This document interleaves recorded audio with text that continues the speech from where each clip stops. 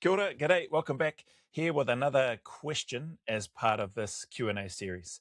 So it's from Soli again. Shout out to Soli over in the UK. Appreciate your time as always. He's got here, when you say you will experience dehydration/hunger, how do DS enforce this? Question mark. Give you limited food/drink to start with? Question mark. Curious to hear. I don't think I've heard two guys say you experience hunger in the jungle phase.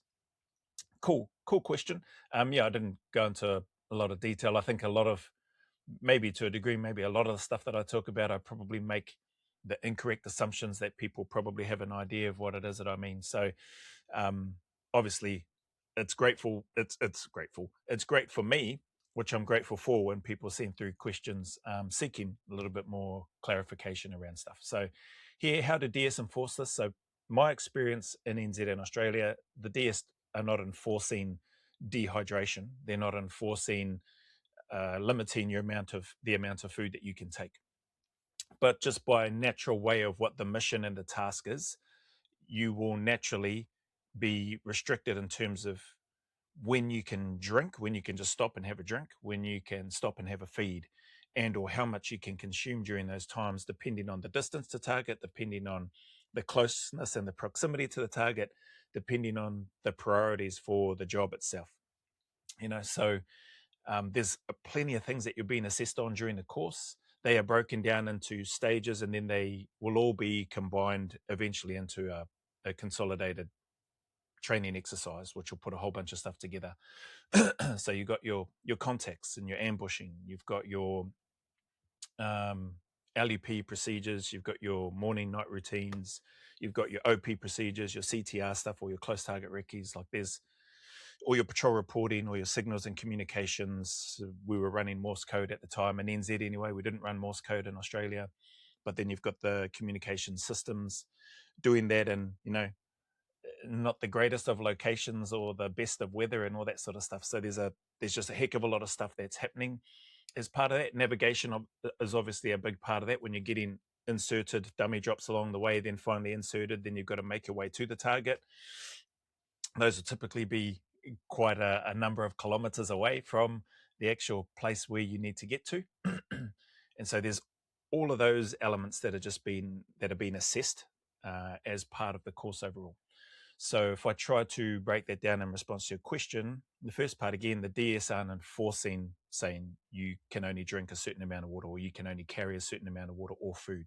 If you can carry whatever food and water you can carry, in addition to your mission critical equipment, your personal kit to essentially, I guess, keep you alive and help keep you, dare I say, somewhat more comfortable, like with your whara or your sleeping bag, your bivy bag, hoochie, like other clothes, like your cold weather clothing and all that sort of stuff.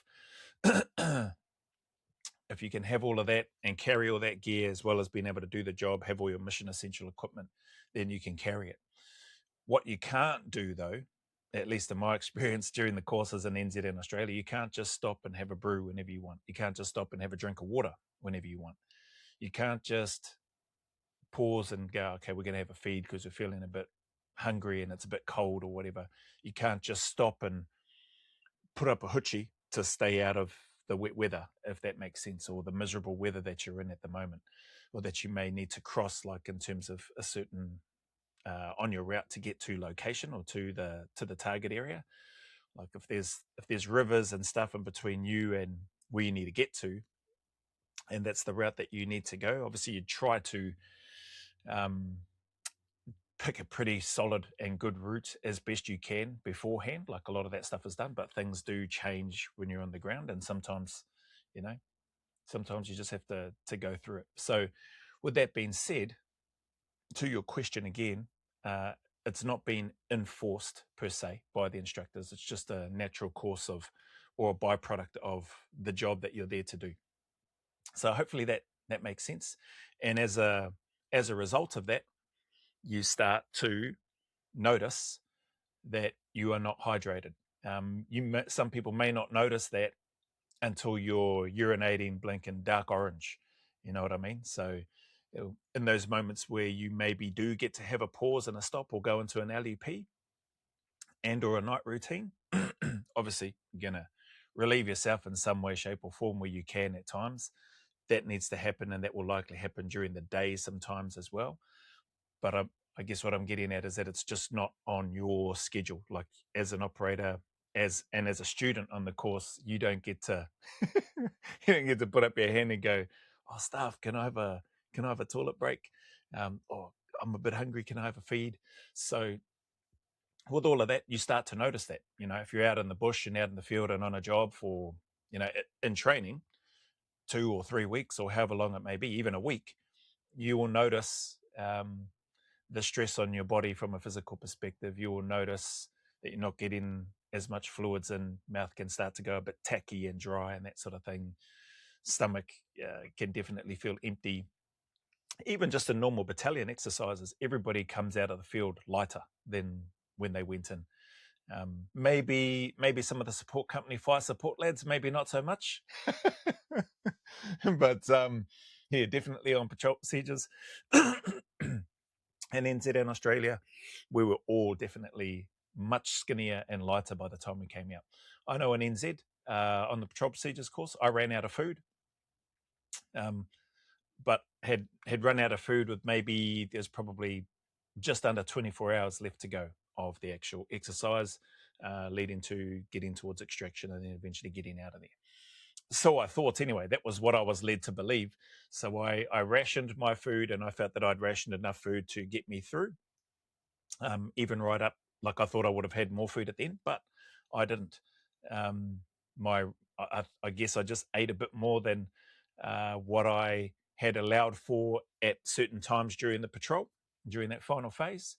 And yeah, that's okay. I mean, at the end of the day, if I needed to starve for another 24 or 48 hours, possibly longer, like at that stage, you're just going to do what you need to do to get through and just close the mouth and just work through it.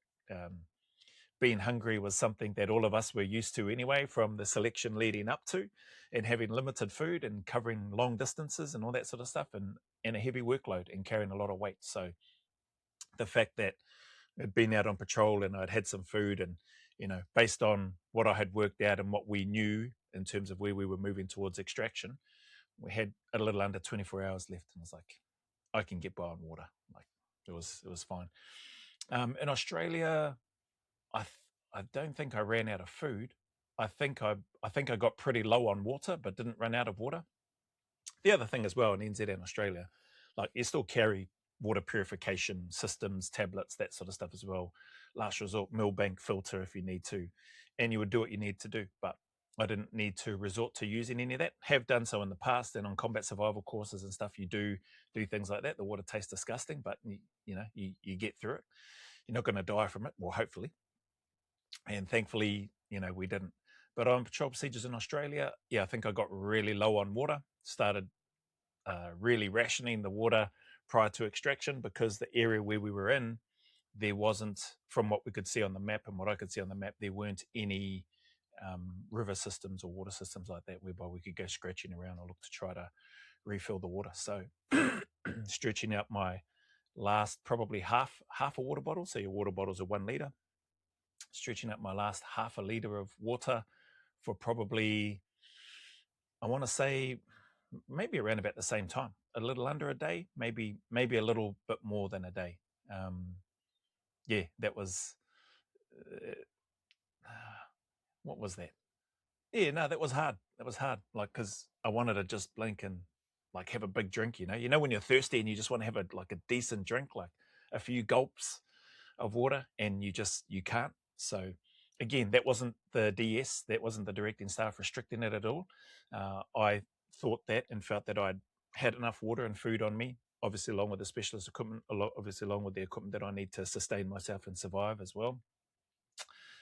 And well, I did in both cases. It was just a bit harder towards towards the end part of those courses. So hopefully that makes sense.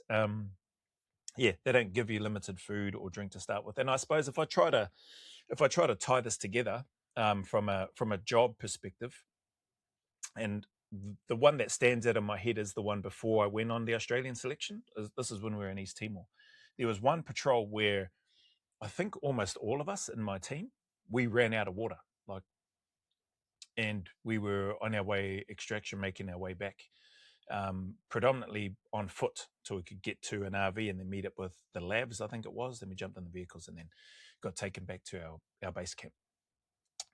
We had been out, geez, I think we'd been out, it might have been a 1 week patrol, 6 day, 7 day patrol thereabouts, so roughly 1 week.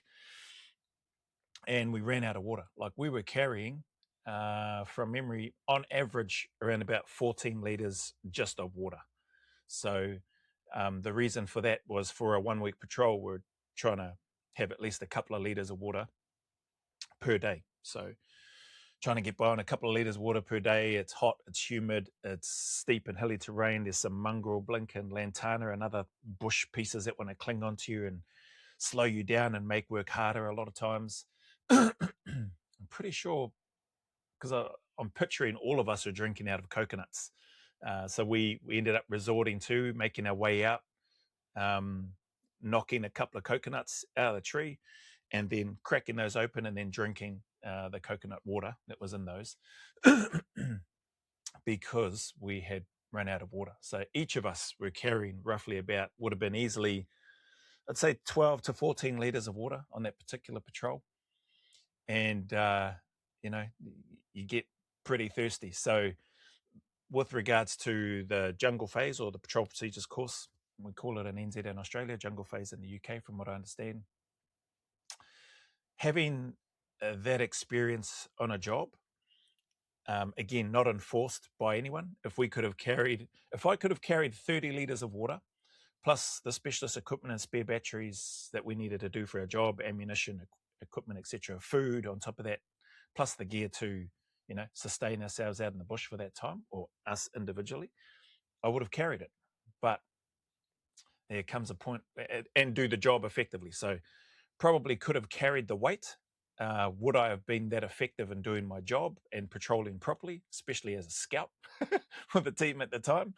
Probably not, because that's a heck of a lot of weight just in water alone, and you haven't even started doing the ammunition front line or two front lines, then the specialist equipment and food and all that sort of stuff. So just not practical in that sense. But we felt that 12 to 14 litres of water should be all right. Give us 2 litres of water per day, which even then, like, I think in normal circumstances, when you're not carrying a whole bunch of weight, when you're not exposed in those environments and covering those sort of distances and moving around and that sort of thing, I'm pretty sure you'd want to consume more than 2 litres of water, because I think just in the typical day-to-day, like me today, I think the recommended is roughly 2 litres of water, if I'm not mistaken. Maybe it's a bit less, but that's what we chose to run with anyway, and that's what we felt we could practically carry so that we could do our job effectively. So it serves its place and its purpose, not through the DS, again, Soli, not through the DS enforcing anything in particular in regards to limiting our food and or water,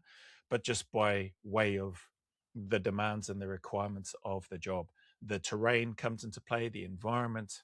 If it's super hot, you're going to want to drink more water. So you plan to carry a bit more water.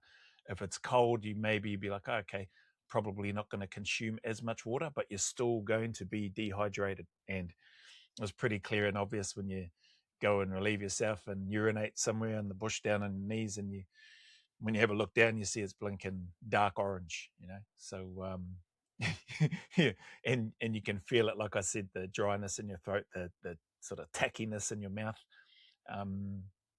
just through to not getting enough fluids and stuff.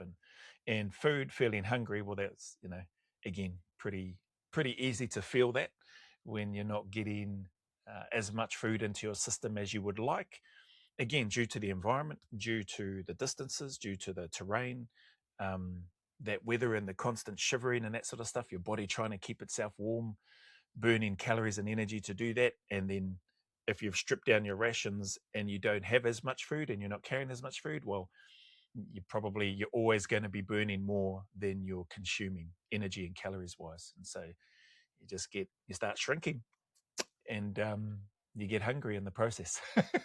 So hopefully that helps answer your question, bro. Brings back some good memories, by and large, I think for me, mostly good memories, even though running out of food in NZ it was okay. Coming close to running out of water on the patrol procedures course in Australia, even then that was still okay. Like we had gone without, by that stage, you've gone without water for extended periods of time before, you've gone without food for extended periods of time before, you'll still be there. Like it would have to be something super drastic for a candidate by that stage who's a little bit thirsty and run out of food to go and withdraw themselves from the course, unless they just go, this is just miserable, terrible, I hate it, I don't want to do this. But I never encountered anybody doing that either. So anyway, hopefully that helps, Soli, and or anybody else that might have had thoughts or questions. DS aren't doing anything sinister to reduce food and water on cycle or on the patrol procedures course. Not in my experience anyway. Maybe in the UK they do, but in NZ and Australia that wasn't the case at all. So anyway, I'll see you on the next one.